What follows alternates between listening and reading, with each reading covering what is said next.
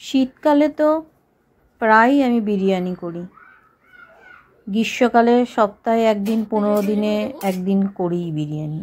তো শীতকালে কিন্তু প্রায়ই করি। আর বিরিয়ানি আমরা বাইরে থেকে কিনে খেতে চাই না।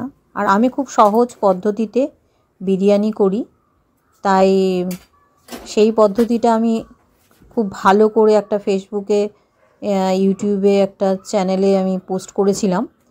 খুব ভালো করে সেটাতে দেখানো আছে, বোঝানো আছে, আপনারা চাইলে দেখে নিতে পারেন। তো এখানেও আমি মোটামুটি খুবই কম টাইমে বিরিয়ানি কিভাবে করি সেটা দেখিয়েছি, কারণ আমাকে প্রায় বিরিয়ানি করতে হয় আর আমি খুবই শর্টকাট মেথডে আমি এই বিরিয়ানিটা করে থাকি। আপনারা এখন দেখলে এখনও করে নিতে পারবেন। মাংসটাকে করে নেবেন আলাদাভাবে, সেটাও মশলা দিয়ে আবার পাকিয়ে নেবেন বেশ ভালো করে, তারপরে এরকম আমি যেরকম করে করছি সেরকম করে করবেন। তো বিরিয়ানি খেতে যারা ভালোবাসে তাদের জন্য মানে কি বলবো, খুবই হেল্পফুল। আমি আমার মেয়ে দুজনেই খুব বিরিয়ানি খেতে ভালোবাসি। আর শীতকালে এলে তো কথাই নেই, আমার মেয়ে এমনি খেতেই চায় না। তবে বাইরে কিনে খাওয়ার থেকে আমি মনে করি বাড়িতে বানিয়ে খেলে বেশি ভালো এবং উপকারী। আমরা তো অরিজিনাল ঘি দিয়ে এবং কম পরিমাণে মশলাপাতি ঘি দিয়ে বানাই, সেটা হাইজেনিকও হবে, হেলদিও হবে, শরীরের পক্ষে ক্ষতিকর হবে না।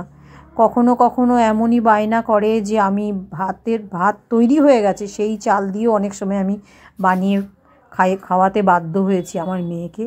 আর দুজনের জন্যই বানিয়ে নিয়েছি, দুজনেই খেয়ে নিয়েছি, তখন কি আর করা যাবে। আর না হলে বাসমতি রাইস হলে তো খুবই ভালো। আজকের চালটা কিন্তু আমি বাসমতি রাইসে করিনি, নর্মাল চালেই করেছি।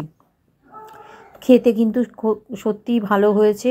আমার বাসমতি চালের রান্নাও আছে, যেটা খুবই ভালোভাবে প্রসেসে ভালো করে দেখানো আছে অন্য একটা ব্লগে, সেখানে আপনার পোস্ট করা আছে, গেলেই দেখতে পাবেন।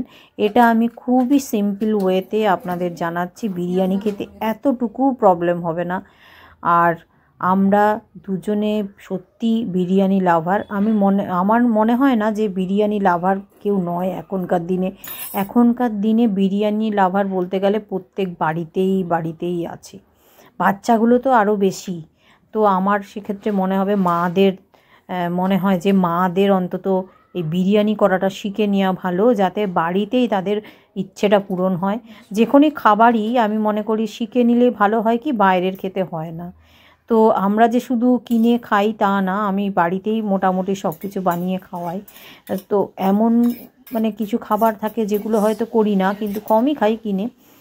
তো বাইরের থেকে না বানিয়ে মানে কিনে এনে বাড়িতে বানিয়ে নিলেই ভালো হয়। তো এই যে আমাদের দেখুন বিরিয়ানিটা খুব সুন্দর হয়ে গেছে, এত সেন্ট বেরোচ্ছে যে কি বলবো।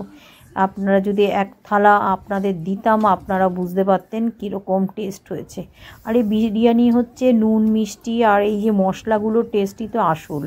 চাল তো হায়দ্রাবাদি বিরিয়ানিতে আমি শুনেছি, যে এখানে খেয়েছি, হায়দ্রাবাদে গিয়ে নয়। তবে হায়দ্রাবাদি বিরিয়ানি কিন্তু নর্মাল চালেই করে বেশি, ওই বিরিয়ানির চালে কিন্তু করে না, যেটা আমরা বলি যে বাসমতি রাইস, সেটাতেও করে না। আমি শুনেছি বা পড়েছি, কিন্তু এখানেও খেয়েছি আমি। আমার কিন্তু হায়দ্রাবাদি বিরিয়ানি একদম ভালো লাগে না। তো যারা বিরিয়ানি লাভার তারা বাড়িতে বানিয়ে খুব সহজ পদ্ধতিতে খেয়ে নিতে পারেন, প্রায়ই খেতে পারেন, অসুবিধে নেই। আমরা তো নিজেরা বাড়িতে বানালে নিশ্চয়ই ভালো করে বানাবো, এবং সেটা যতটা সহজ হবে ততটাই ভালো। তার সঙ্গে দইয়ের একটু রায়তা খেয়ে নিলে তো আরোই ভালো, হজমটাও ভালো হবে আর টেস্টও হবে। একটা আলাদা এইসব চাপ বানিয়ে কোনো লাভ নেই। আমি আবার চাপ দিয়ে বিরিয়ানি খেতে পারি না, আমার এরকমই ভালো লাগে এই রায়তা দিয়ে খেতে।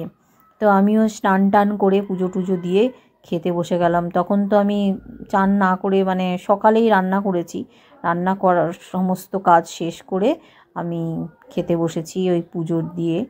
তাই এখন এত আরাম করে খেতে পারবো একটু, যেহেতু আমার কাজ সব ফিনিশ হয়ে গেছে।